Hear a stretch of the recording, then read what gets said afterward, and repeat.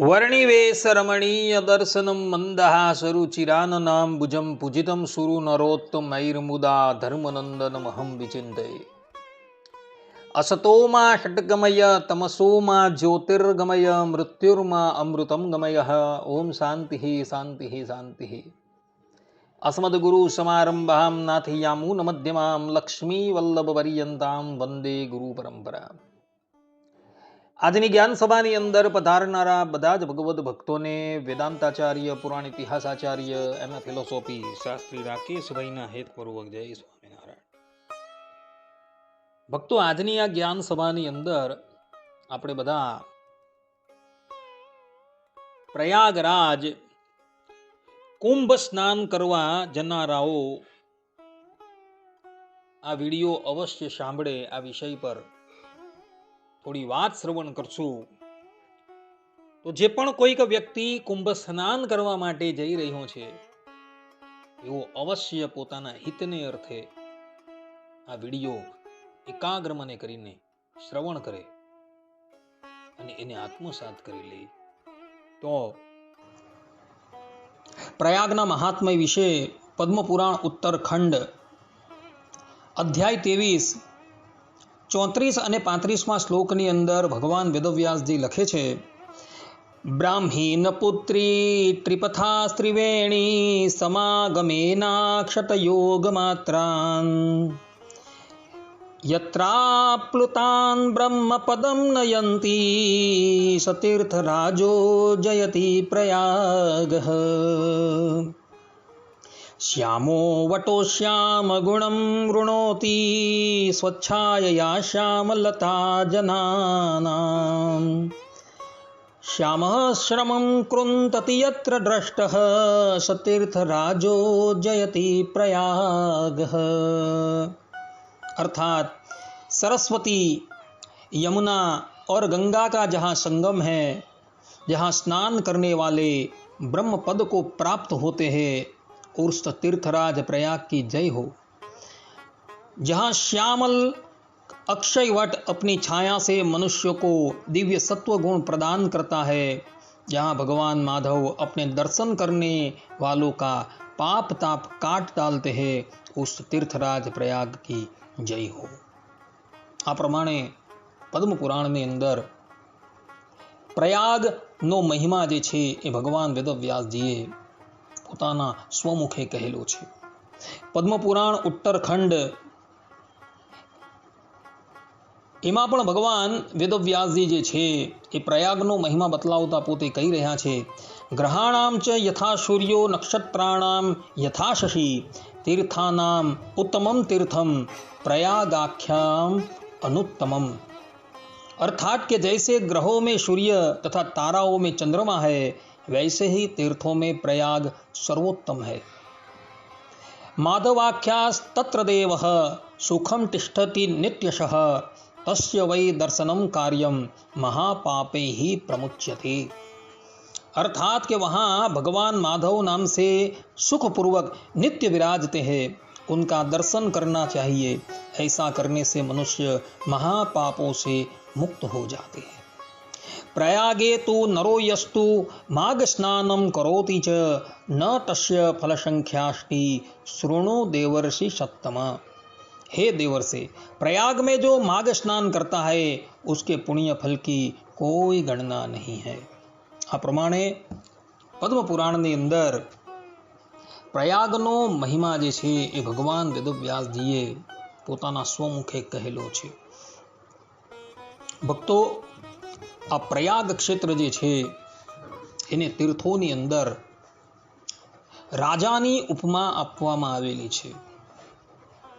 આ પ્રયાગ ક્ષેત્રની અંદર ગંગા, યમુના અને સરસ્વતી એનો સંગમ થાય છે। આમ જોવા જઈએ તો સંપૂર્ણ પ્રયાગ ક્ષેત્ર જે છે એ દર્શનીય છે, પરંતુ એની અંદર જે મુખ્ય દર્શનીય સ્થાન જે છે એનું વર્ણન હું તમારી પાસે કરું છું। પુરાણોની અંદર કહ્યું છે, ત્રિવેણી માધવમ સોમમ ભરદ્વાજમ ચ વાસુકીમ વંદે અક્ષયવતમ શેષમ પ્રયાગમ तीर्थनायकम अर्थात कि त्रिवेणी, बिंदु माधव, सोमेश्वर, भरद्वाज, वासुकीनाग, अक्षयवट और शेष अर्थात के बलदेव जी, ये प्रयाग के मुख्य स्थान है। इनके अतिरिक्त और भी बहुत से देवस्थान प्रयाग क्षेत्र में है। અહીં જે પ્રયાગના મુખ્ય તીર્થોનું વર્ણન કર્યું, એની સાથે પ્રયાગની અંદર બીજા પણ દર્શનીય સ્થાનો ઘણા છે, પરંતુ આપણે અહીં જે આ પુરાણના શ્લોકની અંદર જે દર્શનીય સ્થાનનું વર્ણન કરેલું છે એને આપણે જોઈ લઈએ. તો પ્રયાગની અંદર સર્વપ્રથમ પવિત્ર સ્થાન છે ત્રિવેણી, અર્થાત કે જે જગ્યાએ ગંગાજી, યમુનાજી અને સરસ્વતીનો સંગમ થાય છે, એ સ્થાન જે છે એ અત્યંત પવિત્ર છે અને આ સ્થાન પર સ્નાન કરવાનો અત્યંત મહિમા છે. ભક્તો, જ્યારે દેવતાઓ અને દાનવો સમુદ્ર મંથન કરતા હતા અને સમુદ્રમાંથી જ્યારે અમૃત કુંભ લઈને ધન્વંતરી ભગવાન પ્રગટ થયા, ત્યારે અમૃતનો કળશ લઈને દાનવો જે છે એ ત્યાંથી પલાયન થઈ ગયા હતા અને તે પછી અમૃતને માટે દેવતાઓ અને દાનવો વચ્ચે 12 દિવસ પર્યંત અર્થાત કે 12 વર્ષ પર્યંત ભયંકર યુદ્ધ થયું હતું.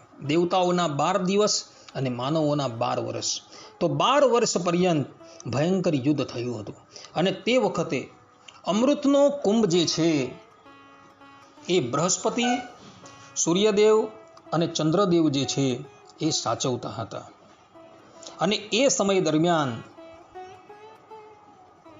અમૃતના બિંદુ જે છે એ અમૃતના બિંદુ જે 4 વિભિન્ન સ્થાનો પર પડેલા હતા, તેમાંથી કેટલાક અમૃતના બિંદુઓ જે છે એ આ પ્રયાગ ક્ષેત્રની અંદર પણ પડેલા હતા. એટલે દર 12 વર્ષે જ્યારે સૂર્યદેવ જે છે એ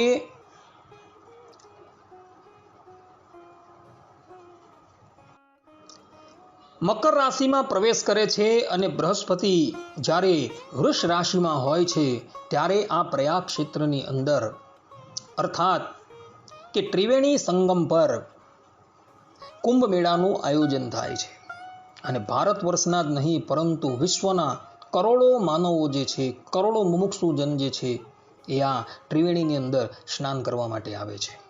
આ ઉપરાંત અર્થાત કે કુંભ મેળા સિવાય પણ નિત્ય પ્રતિદિન હજારો લાખોની સંખ્યાની અંદર પણ શ્રદ્ધાળુ ભક્તો જે છે એ આ ત્રિવેણીની અંદર સ્નાન કરવા માટે આવે છે અને પોતાના સમસ્ત કલ્મશોથી મુક્ત થાય છે. એટલે પ્રયાગ ક્ષેત્રની અંદર સૌથી મહત્વનું કોઈ સ્થાન હોય તો આ ગંગા, યમુના અને સરસ્વતીના સંગમ રૂપ ત્રિવેણી સ્થાન જે છે એ સૌથી મુખ્ય સ્થાન છે. આ ઉપરાંત પ્રયાગની અંદર એક બિંદુ માધવનું મંદિર આવેલું છે. આ મંદિર જે છે એ અત્યંત પૌરાણિક છે અને એ દ્રૌપદી ઘાટ પર આવેલું છે. પ્રયાગની અંદર એક સોમનાથ મહાદેવનું મંદિર આવેલું છે. આ સોમનાથ મહાદેવનું મંદિર જે છે એ યમુનાજીની પેલે પાર અરેલ ગ્રામની અંદર બિંદુ માધવના મંદિરની પાસે જ એક નાનું અમથું શિવાલય છે. એ શિવાલયની અંદર આ ભગવાન શંકરનું બાણ જે છે એ જોવા મળે છે. પ્રયાગની અંદર ભારદ્વાજ ઋષિનો આશ્રમ આવેલો છે. રામચરિત માનસની જે કથા જે છે એ આ ભારદ્વાજ ઋષિના આશ્રમની અંદર થઈ હતી. ભારદ્વાજ મુનિ અને યાજ્ઞવલ્ક્ય ઋષિનો સંવાદ જે છે એ રામચરિત માનસની અંદર જોવા મળે છે અને આ ભારદ્વાજ આશ્રમની અંદર બેસીને મહર્ષિ યાજ્ઞવલ્ક્યે ભારદ્વાજ ઋષિને રામચરિત માનસની કથા કહેલી હતી. પ્રયાગની અંદર એક વાસુકી નાગ નામનું સ્થાન છે.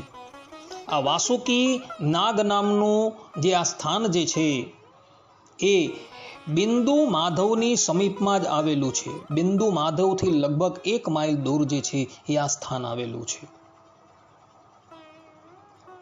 પ્રયાગ ક્ષેત્રની અંદર એક સૌથી મહત્વનું સ્થાન આવેલું છે અક્ષય વટ. આ અક્ષય વટ જે છે એ ત્રિવેણી સંગમથી થોડે દૂર એક કિલ્લાની અંદર આવેલું છે. આ અક્ષય વટ જે છે એનો ઇતિહાસ એવો જોવા મળે છે કે જ્યારે અનંતકોટી બ્રહ્માંડ નાયક પરબ્રહ્મ પરમાત્મા સૃષ્ટિનો પ્રલય કરે છે, અર્થાત કે નિમિત્ત પ્રલય કરે છે, ત્યારે પ્રયાગમાં આવેલા આ અક્ષય વટની ઉપર ભગવાન પોતે શયન કરે છે. પ્રયાગની અંદર જે પ્રમાણે ત્રિવેણી સંગમ અત્યંત મહત્વનું સ્થાન છે, તે જ પ્રમાણે આ અક્ષય વટ જે છે એ પણ અત્યંત મહત્વનું સ્થાન છે. પ્રયાગની અંદર શેષ ભગવાનનું મંદિર પણ આવેલું છે. આ શેષ ભગવાનનું મંદિર જે છે એ વાસુકી નાગના મંદિરથી લગભગ 2 માઇલ દૂર પશ્ચિમ ગંગા તટ પર આવેલું છે. અને આ સ્થાન જે છે એ પણ અત્યંત પૌરાણિક છે. એટલે ત્યાં પણ દર્શન કરવા માટે શ્રદ્ધાળુ ભક્તોએ અવશ્ય જવું જોઈએ. આ પ્રમાણે પ્રયાગ ક્ષેત્રની અંદર આટલા જે છે એ મુખ્ય સ્થાન છે. આમ જોવા જઈએ તો પ્રયાગ ક્ષેત્ર જે છે એ સંપૂર્ણ દર્શનીય છે. પરંતુ જે પણ કોઈક શ્રદ્ધાળુ પ્રયાગમાં આવેલા સમસ્ત તીર્થોના દર્શન ન કરી શકે તો તે લોકોએ આટલા તીર્થના દર્શન તો અવશ્ય કરવા જોઈએ. કારણ કે ઐતિહાસિક દ્રષ્ટિએ જોવા જઈએ તો આ જેટલા પણ સ્થાન તમારી સન્મુખ અમે વર્ણવેલા છે એ બધા સ્થાનોનું શાસ્ત્રીય મહાત્મય જે છે એ શાસ્ત્રો. હવે આપણે બધા પ્રયાગ ક્ષેત્રની ઉત્પત્તિની કથા જે છે એ શ્રવણ કરીએ. પ્રયાગ ક્ષેત્રના પ્રાગટ્યની કથા જે છે એ સ્કંદ પુરાણના વૈષ્ણવ ખંડ કાર્તિક મહાત્મ્ય અધ્યાય 12 ની અંદર જોવા મળે છે. આ કથા એવી છે કે એક વખતની વાત છે, બ્રહ્માજી પોતાના લોકની અંદર બિરાજમાન હતા તે વખતે શંખાસુર નામનો દૈત્ય જે છે એ બ્રહ્માજીની પાસે આવે છે અને બ્રહ્માજીની પાસેથી 4 વેદ ચોરીને પલાયન થઈ જાય છે. વેદ વગરના નેત્રહીન થઈ ગયેલા બ્રહ્માજી જે છે એ ભગવાન વિષ્ણુનો પોકાર કરે છે. બ્રહ્માજીનો પોકાર સાંભળી ભગવાન વિષ્ણુ જે છે એ ત્યાં પ્રગટ થાય છે અને બ્રહ્માજી જે છે એ ભગવાનને કહે છે કે પ્રભુ, શંખાસુર નામનો દૈત્ય જે છે એ મારા 4 વેદોને લઈને સમુદ્રની અંદર જતો રહ્યો છે, માટે કૃપા કરીને અમને અમારા વેદ જે છે એ પાછા લાવી આપો. બ્રહ્માજીની વાત સાંભળી ભગવાન શ્રીમન નારાયણ મત્સ્યનું રૂપ ધારણ કરીને સમુદ્રની અંદર પ્રવેશ કરે છે. અને પછી ત્યાં જઈ ભગવાન શ્રીમન નારાયણ શંખાસુર નામના દૈત્યને મોતને ઘાટ ઉતારી દે છે. પરંતુ આ શંખાસુર નામના દૈત્યએ બધા જ વેદો જે છે એ સમુદ્રની અંદર પધરાવી દીધેલા હતા. ભગવાન શ્રીમન નારાયણ શંખાસુર દૈત્યનો ઉદ્ધાર કરી બહાર આવે છે અને તે વખતે ત્યાં રહેલા બધા ઋષિમુનિઓને કહે છે કે હે ઋષિઓ, તમે બધા તમારા તપોબલથી યજ્ઞ અને બીજો સહિત સંપૂર્ણ વેદ મંત્રોનો આ સમુદ્રમાંથી ઉદ્ધાર કરો અને પછી તમે પ્રયાગ ક્ષેત્રની અંદર આવજો. આટલું કહીને ભગવાન શ્રીમન નારાયણ ત્યાંથી પ્રયાગ ક્ષેત્રની અંદર આવે છે. તે વખતે બ્રહ્માજી પણ પ્રયાગ ક્ષેત્રની અંદર આવી જાય છે. ભગવાન શ્રીમન નારાયણની આજ્ઞા થતાં બધા જ ઋષિ મુનિઓ પોતાના તપોબલથી 4 વેદોની જે ઋચાઓ હતી એ બધાનો ઉદ્ધાર કરે છે. જે ઋષિએ જે વેદ મંત્રોનો ઉદ્ધાર કર્યો તે પછી એ વેદ મંત્રની જે ઋચા હતી એ ઋચા એ ઋષિઓના નામથી ઓળખાવા લાગી, કારણ કે એ ઋષિઓએ એનો ઉદ્ધાર કરેલો હતો. આ પ્રમાણે સંપૂર્ણ વેદનો ઉદ્ધાર કરી બધા જ ઋષિ મુનિઓ જે છે એ પ્રયાગ ક્ષેત્રની અંદર આવે છે અને આવી એ લોકો બ્રહ્માજીને ચારેય વેદો જે છે એ અર્પણ કરી દે છે.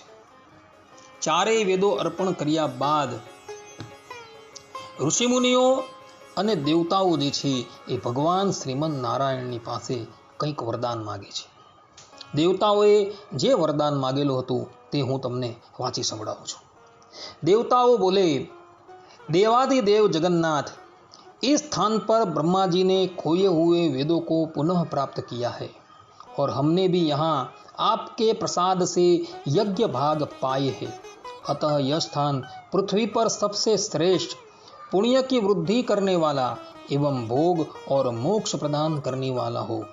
साथ ही यह समय भी महापुण्यमय और ब्रह्मघाती आदि महापापियों की भी शुद्धि करने वाला हो तथा यह स्थान यहाँ दिए हुए दान को अक्षय बना देने वाला भी हो. यह वर हमें दीजिए.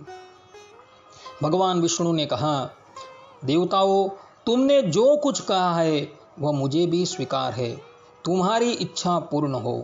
आज से यह स्थान ब्रह्म क्षेत्र के नाम से प्रसिद्ध होगा. सूर्य वंश में उत्पन्न राजा भगीरथ यहाँ गंगा जी को ले आएंगे और वह यहाँ सूर्य कन्या यमुना से मिलेगी. ब्रह्मा जी और तुम सब देवता मेरे साथ यहाँ निवास करो. आज से यह तीर्थ तीर्थराज के नाम से विख्यात होगा. तीर्थराज के दर्शन से तत्काल सब पाप नष्ट हो जाएंगे. सूर्य जब मकर राशि में स्थित होंगे उस समय यहाँ स्नान करने वाले मनुष्यों के सब पापों का यह तीर्थ नाश करेगा. यह काल भी मनुष्यों के लिए सदा महान पुण्य फल देने वाला होगा.